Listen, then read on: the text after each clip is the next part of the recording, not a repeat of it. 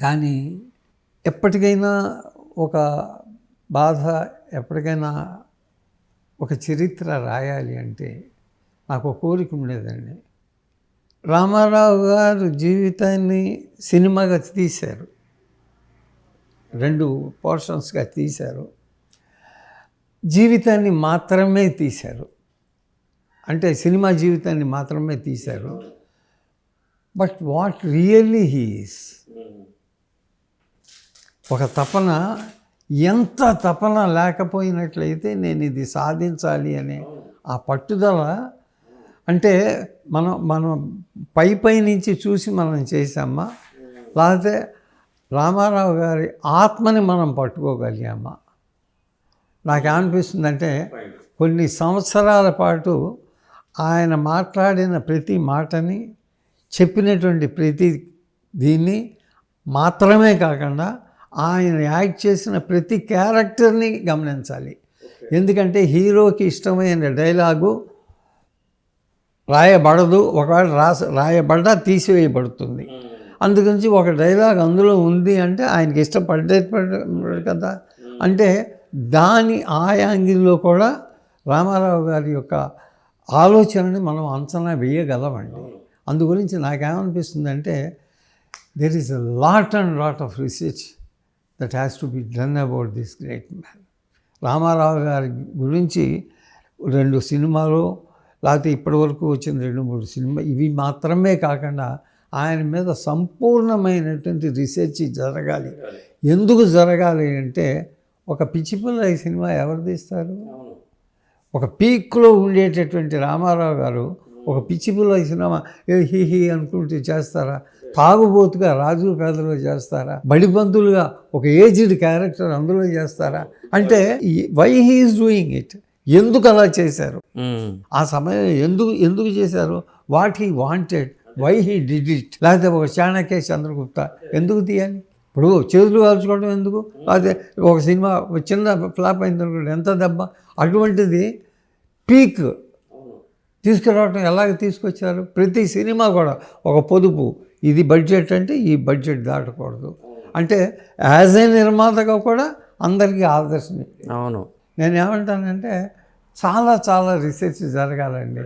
ఇంకొకటి ఏంటంటే అన్న ఎన్టీఆర్ ఛానల్కి నాకు ఒక రిక్వెస్ట్, వారితోటి పనిచేసినటువంటి నటీనటులు, హీరోయిన్లు, తర్వాత క్యారెక్టర్ ఆర్టిస్టులు మాత్రమే కాకుండా వారికి టీ ఇచ్చిన వారిని కూడా మీరు పలకరిస్తేనే వారి అసలు స్వభావాన్ని మనం తెచ్చుకోవాలి. ఎందుకంటే ఆయన ఎవరితోటి పరుషంగా కూర్చోవటం ఎక్కడ చూడలేదు. ఏదైనా ఎక్కడైనా కూర్చొని, నేను పల్లెటూరు చూసినప్పుడు ఆయన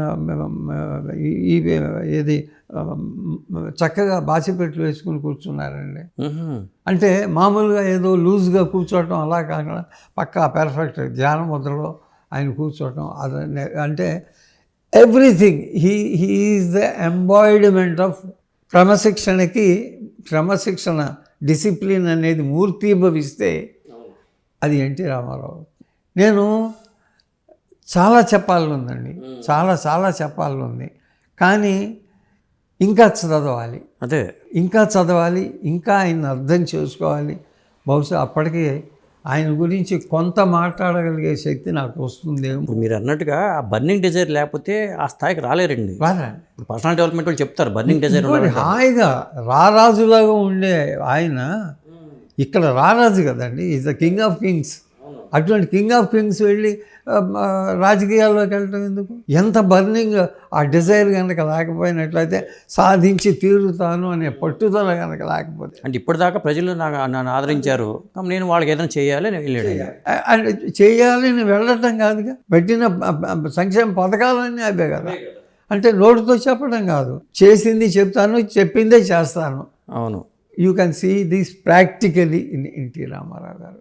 అందుకే వారంటే నిజంగానండి, అంటే from all my heart and soul I have respect for him.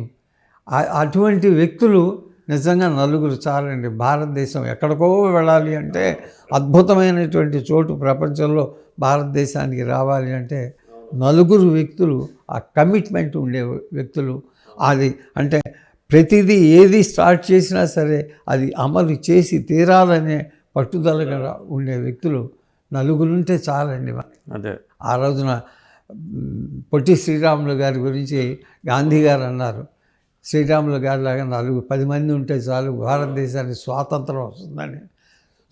భారతదేశం పురోగమించాలంటే నలుగురు వ్యక్తులు చాలు. ఎయిర్ ఫోర్స్లో ఉన్న మీకు ఇటు పాటల వైపు మాట్లాడాలనే ఆలోచన ఎలా వచ్చిందండి? అది చిన్నప్పుడు రోడ్డు మీద వెళ్ళేటప్పుడు ఫర్ ఎగ్జాంపుల్ రామభక్త హనుమాన్ మాటలు శ్రీశ్రీ, ఆ పక్కన నా పేరు రాసుకునేవాడిని చాక్ పీస్తో.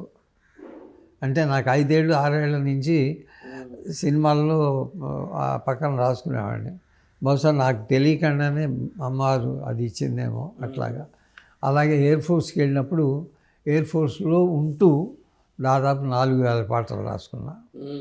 ఆ తర్వాత బయటకు వచ్చిన తర్వాత గత 37 సంవత్సరాల నుంచి పాటలు రాస్తూనే ఉన్నా, ఇంకా రాస్తూనే ఉన్నా. ఇప్పుడు ఏదో రాస్తున్నట్టు తెలిసింది నాకు. ఏ సినిమాకి రాస్తున్నారండి ఇప్పుడు? ఇప్పుడు మొన్న స్వాగ్ అనే ఒక సినిమా వచ్చింది, తల్లి మనసు అని ముత్యాల సుబ్బయ్య గారి సినిమా వచ్చింది. తర్వాత రాధమ్మ లవర్ అని రాబోతోంది, దిష్టి బొమ్మ అని ఇంకొక సినిమా రాబోతోంది. తమిళ్ టు తెలుగు చాలా డబ్బింగ్ సినిమాలు చాలా వచ్చినాయి, రాస్తున్నాను ఇంకా ముఖ్యంగా చిరంజీవి గారికి గోవా గోరింక పాట ఎప్పుడైనా చిరంజీవి గారికి అది దట్ ఈజ్ అనదర్ వరల్డ్. ఎందుకంటే అది ఒక ప్రత్యేకంగా తీసుకోవాలి. ఒక్కొక్క పాటకి ఒక్కొక్క అద్భుతమైన కథ ఉంది దాని వెనకాల. Each song has got its own flavour. దాని సువాసన, దాని పరిమళం దానికి ఉంది. అందుకని హ్యాట్స్ ఆఫ్ టు చిరంజీవి గారు కూడా. ఎందుకంటే అంత పెద్ద హీరో అయ్యుండి అప్పుడే కొత్తగా వచ్చిన అలాంటి వాడిని నువ్వు రాయి పర్వాలేదు అని చెప్పి భుజం తట్టి ప్రోత్సహించడం మామూలు కాదు కదా సార్. అలాగే కృష్ణ గారికి నేను రాశాను, నాగేశ్వరరావు గారికి రాశాను, భానుమతి గారి అత్తగారి కథలకి టైటిల్ సాంగ్ రాశాను. ఆ తరాలు అనే ఒక సీరియల్కి బాలమురళి కృష్ణ గారికి పాట రాయటం జరిగింది. ఎస్ రాజేశ్వరరావు గారికి నేను ఒక 2 పాటలు రాయటం జరిగింది, ప్రైవేట్ సాంగ్స్. అలాగే నా అదృష్టం ఏంటంటే షికార్ అనే మలయాళం సినిమాలో పూర్తి తెలుగు పాట ప్రతిఘటించు అని. ఓకే. అలాగే చంద్రముఖి అనే పూర్తి తమిళ్ సినిమాలో ఏకైక తెలుగు సాంగ్ రారా సరసకు రారా. అలాగే కన్నడ సినిమాలో రామ శ్రీరామ అని కన్నడ సినిమాలో సత్య ఐ లవ్ యూ అనే సినిమాలో కన్నడ సినిమాలో తెలుగు పాట.